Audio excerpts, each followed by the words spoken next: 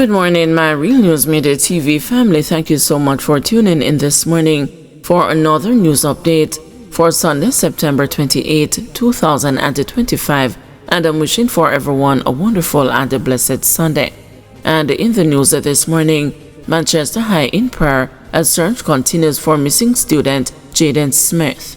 Anxious moments have gripped Manchester High School as staff, students, and the parents continue to search for 12-year-old Jayden Smith, a first former who has been missing since Friday. Well, little Jayden did not reach home after school yesterday. Principal Jasford Gabriel told the news on Saturday night. We learned that somewhere around 7 p.m. or so because his guardians could not locate him. So you can imagine it's been some very anxious moments for the entire school community since last night. Some persons right through the night were just doing their networking, sending out messages and so on. The principal said that the school community has also leaned on faith. In fact, currently, we have over 300 persons online in a prayer session that we arranged just a few hours ago. That's one of the responses that we want to entertain, just trusting God that He will somehow intervene. And we are hoping that little Jayden is safe, he said. Police have since activated a high alert for the 12-year-old who is from Wales District in Newport, Manchester. He is of dark complexion, slim build, and about 152 centimeters or 5 feet tall. Reports are that about 6:15 a.m. Friday, Jayden was last seen at home wearing his khaki uniform and brown shoes. He has not been heard from since. Gabriel explained that Jayden was at school all day Friday and attended evening prayers. He was at school for the entire day yesterday, and he was seen in Mandeville after we dismissed. So he was at evening prayers and everything and left the school with the rest of the students and was seen in Mandeville for a time as usual. He added, from the reports that I am seeing here, it would have been between 4 and 5, somewhere there. But persons would have assumed that by that time he would have been in his transportation to get home, Gabriel said, adding that heavy rains that afternoon may have delayed travel. Jayden usually traveled with designated taxi operators, but they didn't see him yesterday.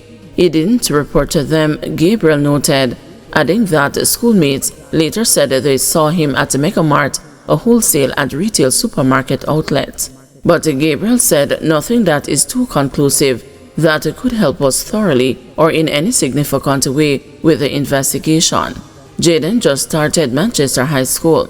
Jayden is also part of our cadet unit. Brilliant young man with a great future, greater potential, more on the quiet side, the principal said. He added that Friday was a typical day for Jayden and that there was nothing unusual that triggered any alarm. That's why it kind of took us by a little surprise. We're not aware of any particular circumstance from a school standpoint that would have been affecting him. Anyone with information is being asked to contact the Alligator Pond Police at 876-224-3113, the 119 police emergency number, or the nearest police station. Manchester Southern MP Peter Bunting, in a social media post on Saturday, urged the residents to support the search. Let us act swiftly and responsibly as a community, he said. Golding unchallenged as the PNP settles a top post with one new face. Member of Parliament for St. Catherine North Central, Natalie Nita Garvey, is the only new face in the upper echelon of the opposition People's National Party for its next political cycle. In a media release on Friday, the PNP said nominations for the post of president and the vice president closed at midday with only 5 nominations, so there is no need for an internal election.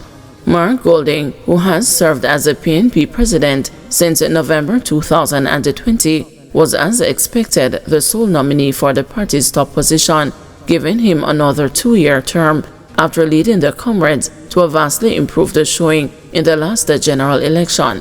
Nita Garvey was joined in the vice president's nomination by incumbent Michael Phillips, the MP for Manchester North Western, Ian Hills, MP for Westmoreland Western, and Mayor Norman Scott, chairman of the St. Catherine Municipal Corporation.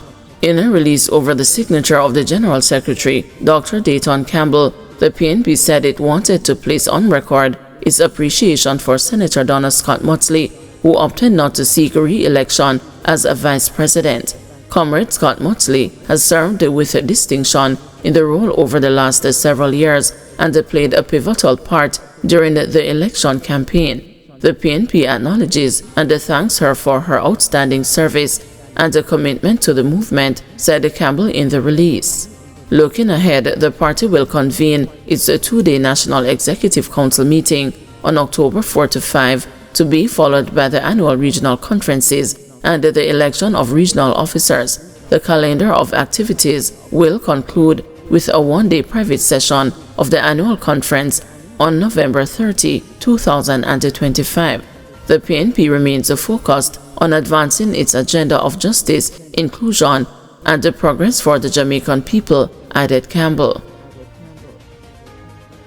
IC submits 4 investigative reports, 3 rulings to Parliament. The Integrity Commission has submitted to Parliament 4 reports of investigation, 3 of which it says are accompanied by associated indicative rulings. The Commission says that the documents were formally received and signed for at the Parliament on Thursday morning. It says the physical and electronic copies of the referenced investigation reports were submitted to the Speaker of the House, Senate President, and the Clerk of the Houses of Parliament. The indicative rulings are also similarly addressed and submitted in separate envelopes.